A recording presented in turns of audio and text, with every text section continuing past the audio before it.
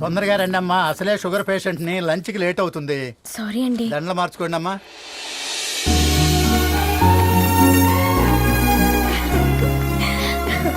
Congrats guys. Thank you. ఆ paper మీద సంతకాలు పెట్టండి అమ్మా.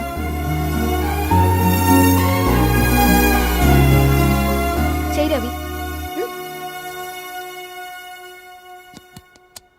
ఏమైంది రవి? ఐఎమ్ సారీ అండి. అమ్మాయి కోసం అమ్మానాలు లేని పెళ్ళి, ముఖపరిచయం కూడా లేని నేను సాక్షి సంతకం నాకెందుకు నచ్చట్లేదండి. తప్పుగా అనుకోదు బ్రదర్.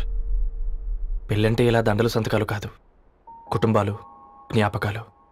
అవి గుర్తుపెట్టుకునేలా ఉండాలి కానీ మర్చిపోయేలా కాదు. మాకు అలాగే ఉంది, కానీ ఇంట్లో ఒప్పుకోకపోతే ఏం చేస్తాం? తను ఒప్పించడానికి 4 ఏళ్ళు పట్టిందని విన్నాను మీకు. మరి మీ ఇంట్లో వాళ్ళని ఒప్పించడానికి ఎన్ని నెలలు ట్రై చేశారండి? ఓ 4 నెలలు, 4 రోజులు, పోనీ 4 గంటలు, ఓ 4 సార్లు అడుగుంటారు. కాదనగానే కంగారు పడి ఇలా నిర్ణయం తీసుకుని ఉంటారు. మనకు చిన్నప్పటి నుంచి నచ్చినవన్నీ ఇచ్చిన అమ్మానాళ్ళు నచ్చిన వాళ్ళని కూడా ఇస్తారండి. కాకపోతే ఓపికగా నచ్చేలా చెప్పాలంతే.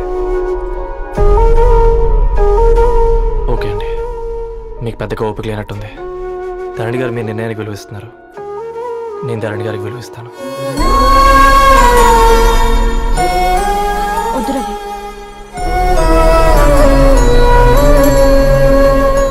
మా నిర్ణయానికంటే నీ మాటలకు విలువివ్వాలనిపిస్తుంది. అవును బ్రో, మా పెళ్ళి మా వాళ్ళ మధ్య జరుగుతుంది.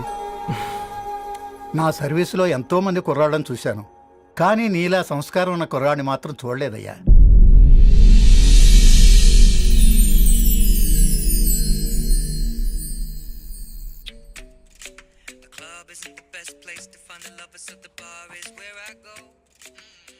ధర్ని, అలా మ్యూజిక్ వింటూ పుస్తకం ఎలా చదువుతావే? మూవీ చూసేటప్పుడు బ్యాక్గ్రౌండ్ స్కోర్ కావాలి కదా, నాకేది అలాగా. చదివింది చాలే. మీ నాన్నగా నువ్వు కూడా పరీక్షలకి ప్రిపేర్ అవుతున్నట్టుగా చదువుతుంటావు. హలో, చెప్పరా సాంబు, అమ్మాయి పెళ్లి కుదిరిందా? కంగ్రాచులేషన్స్ రా. ఇంతకెవర్రా? అమ్మా, మీది అరేంజ్డ్ మ్యారేజ్ కదా, నాన్న నీకు చూడగానే నచ్చాడా? పెళ్ళైన సంవత్సరం వరకు ఆయన మొహం కూడా ఎలా ఉంటుందో నాకు సరిగ్గా తెలియదు. అంటే ఏ ఫీలింగ్ లేకుండానే మ్యారేజ్ చేసుకున్నావా? యాక్చువల్లీ పెద్దనే పుట్టిన తర్వాతనే ఆయన మీద నిజమైన ఫీలింగ్ కలిగింది. అది వయసుతో పాటు పెరుగుతూనే ఉంది. నిజానికి ఫీలింగ్స్ ఎప్పుడూ కలుగుంటాయి. నాకు తెలియడానికి టైం పట్టింది అంతే. సరే సరే, పడుకో. గుడ్ నైట్ మా. Good night.